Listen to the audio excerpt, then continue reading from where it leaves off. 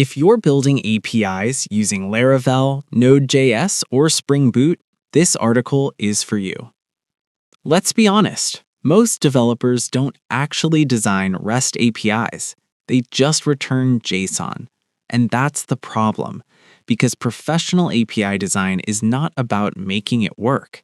Anyone can make it work. Professional API design is about consistency. It's about scalability. It's about predictability. And most importantly, it's about developer experience. A well-designed API is easy to understand, easy to maintain, and easy for other developers to build on top of. But when APIs are inconsistent, unstructured, and poorly planned, they become hard to scale, hard to debug, and painful to use. So today, we're going to fix that. We're going to look at the most common REST API mistakes developers make, and more importantly, how to fix them step by step. Let's get started. Now let's move to step 1. Stop using verbs in URLs. This is one of the most common mistakes in REST API design. Here's the wrong way. You'll often see endpoints like get/getUsers, post/createUser, delete/deleteUser/5. At first glance, it looks fine, but this is not RESTful. Now here's the correct resource-based design. Get/users, post/users, delete/users/5. Notice the difference? We are no longer describing actions in the URL. We are describing resources. And this is important because REST is about resources, not actions. Your HTTP method already defines the action. Get means retrieve. Post means create. Put or patch means update. Delete means remove. So if the HTTP method already tells us what we are doing, why repeat it in the URL? When you write get/users, it clearly means retrieve users. When you write post/users, it clearly means create a user. Clean, simple, professional. Remember this rule. Your URL should represent nouns, not verbs. Design around resources. Let the HTTP method handle the action. That's how professional REST APIs are built. Now let's move to step 2. Stop ignoring HTTP status codes. This is a huge mistake many developers make. Here's the wrong way. No matter what happens, success or error, the API always returns 200 OK. And then inside the JSON, status equals error, message equals user not found. Technically, it works, but professionally, it's wrong because HTTP status codes exist for a reason. They are part of your API contract. Now let's look at the correct way. If the request is successful, return 200 OK. If a new resource is created, return 201 created. If there's a validation error, return 422 unprocessable entity. If the user is not authenticated, 401 unauthorized. If the user is authenticated but not allowed, 403 forbidden. If the resource doesn't exist, 404 not found. And if something unexpected happens on the server, return 500 internal server error. Each status code communicates meaning before the frontend even reads your JSON body.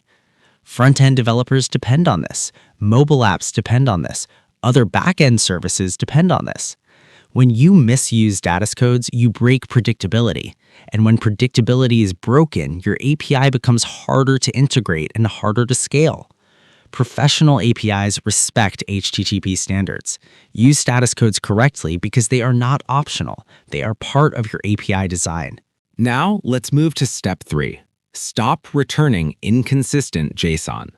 This mistake looks small, but it creates big problems. Here's the wrong example. In one endpoint, you return username, and in another endpoint, you return username. Same data, different format. And now the front-end developer has to guess. Is it camel case? Is it lowercase? Is it snake case? This creates confusion, and confusion slows down development. Now, here's the correct approach. Choose a naming standard, either snake case or camel case. It doesn't matter which one you choose. What matters is consistency. If you use snake case, use it everywhere. If you use camel case, use it everywhere.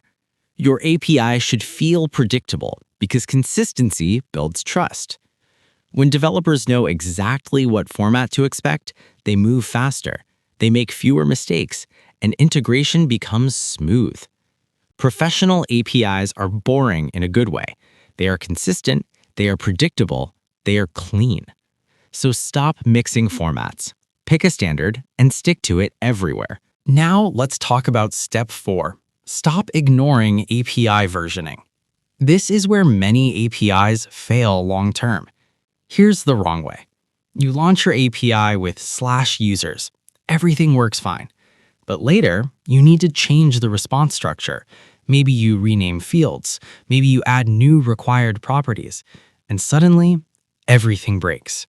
Your mobile app breaks. Your front end breaks. Third-party integrations break. Why? Because you didn't version your API. Now here's the correct way. Start with /API/v1/users. That small v1 changes everything. Now, when you need to improve your API, you don't destroy existing clients.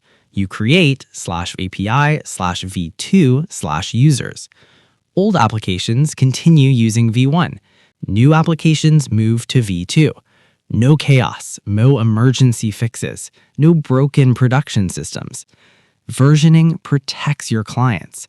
It gives you freedom to improve without fear of breaking everything. Professional APIs always version, not because they have to today, but because they are planning for tomorrow. If your API is public or used by multiple clients, versioning is not optional. It's responsible design. Now let's move to step 5. Stop returning everything. In other words, stop ignoring pagination. Here's the wrong approach. You create an endpoint, get/users, and it returns 10,000 records. Maybe it works during testing, but in production, it slows down your server, it increases response time, it wastes bandwidth, and it hurts the user experience. Now here's the correct approach. Use pagination. Get/users page equals 1 and limit equals 10. Now your API only returns a small controlled data set, and your response should look structured. You return the data and also metadata. For example, data, the list of users, and inside meta, current page 1, total 1000. This gives the frontend everything it needs to build proper pagination controls. Pagination improves performance because you're sending less data. It improves scalability because your system can handle growth. And it improves user experience because users load data faster. Professional APIs never return everything at once. They return data in manageable chunks. If your endpoint can return thousands of records, pagination is not optional, it's required. Now let's talk about step 6. Stop mixing authentication and authorization. Many developers confuse these two concepts, but they are not the same. Authentication answers the question, who are you? Authorization answers the question, what are you allowed to do? These are two completely different responsibilities. Authentication verifies identity. Authorization verifies permissions. If you mix them together, you create security gaps. Now, how should you handle this properly? Use secure token-based systems like JWT, OAuth, or other token-based authentication methods. If you're using Laravel, you can use Sanctum or Passport. These tools help you separate identity from access control in a clean and scalable way. And here's something very important. Never rely on front-end validation alone. Just because a button is hidden on the front end doesn't mean the user can't access the endpoint directly. Security must always be enforced on the server. Authentication confirms who the user is. Authorization controls what they can do. Professional APIs separate these responsibilities clearly because security is not optional, it's foundational. Now let's move to step 7. Stop ignoring error structure. This is another area where many APIs look unprofessional. Here's the bad example. Your API returns something went wrong. That's it. No structure, no error code, no useful information. Now imagine you are a front-end developer. What are you supposed to do with that message? You can't properly handle it. You can't show the right UI state. You can't log meaningful debugging information. Now here's the professional way. Return structured errors. For example, an error object.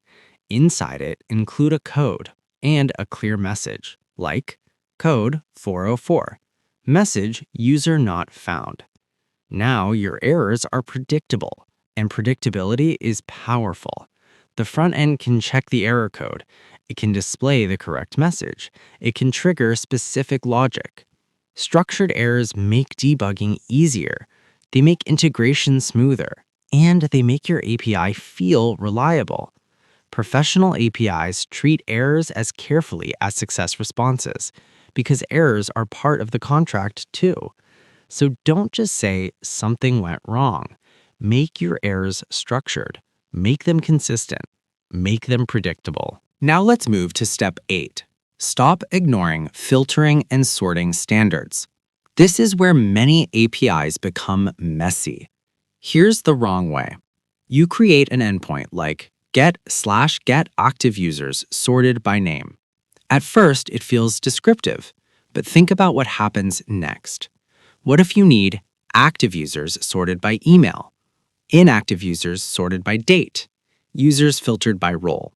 Are you going to create a new endpoint for every combination? That doesn't scale. Now, here's the professional approach. Use query parameters. Get/users status equals active and sort equals name. Now your API becomes clean, flexible, scalable. You don't need 10 different endpoints. One endpoint can handle multiple filters and sorting options. The front end can control the behavior dynamically. This is how modern APIs are designed. Resources stay clean, logic becomes flexible, and your system becomes easier to maintain. Professional APIs avoid hard-coded logic in URLs. They use query parameters for filtering and sorting. Clean, flexible, professional. Now, let's talk about step 9. Stop ignoring security. This is not just a technical issue. This is a responsibility. Here are some common mistakes developers make. No rate limiting, no proper input validation, no HTTPS, and sometimes exposing sensitive fields and responses. Maybe it works during development, but in production, these mistakes can destroy your system. Without rate limiting, your API is vulnerable to abuse and brute force attacks. Without input validation, you open the door to SQL injection, XSS, and other vulnerabilities. Without HTTPS, data can be intercepted, and exposing sensitive fields like passwords, tokens, or internal IDs is extremely dangerous. Now, here are the best practices. Always use HTTPS. Validate all input, every field, every request. Implement rate limiting to protect your endpoints from abuse, and hide internal or sensitive data unless it is absolutely necessary. Security is not optional. It's not a later task. It's not something you add after deployment. Security is part of API design from day one. Professional APIs are secured by default because trust is hard to earn and easy to lose. Now, let's move to step 10. Stop designing APIs around your database. This is a mindset problem. Here's the bad mindset. This is how my database table looks, so this is how my API response should look. That sounds logical, but it's wrong.